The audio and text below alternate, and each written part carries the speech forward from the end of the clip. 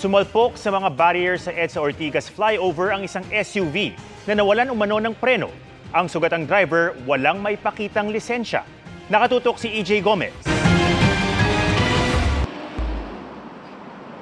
Wasak ang harapan ng SUV na ito na sumalpok sa ilang concrete at plastic barriers ng MMDA sa southbound lane ng EDSA Ortigas flyover alauna kaninang madaling araw.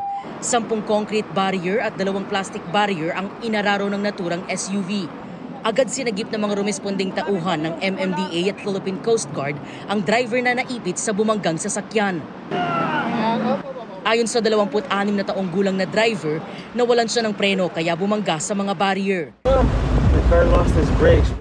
Ayon sa MMDA, walang maipakitang lisensya ang driver. Nakalimutan po sa bahay niya yung driver's license niya. Hindi naman daw sa lasing, hindi naman daw sa napaidlip. Sabi lang niya may susunduin siya. Ayon pa sa MMDA, hindi nakapangalan sa driver ang sasakyan base sa nakitang ORCR sa loob nito. Isinugod sa pinakamalapit na ospital ang driver na posibleng nagtamo ng mga fracture o bali sa kamay at sa binti. Para sa GMA Integrated News, EJ Gomez, nakatutok 24 oras.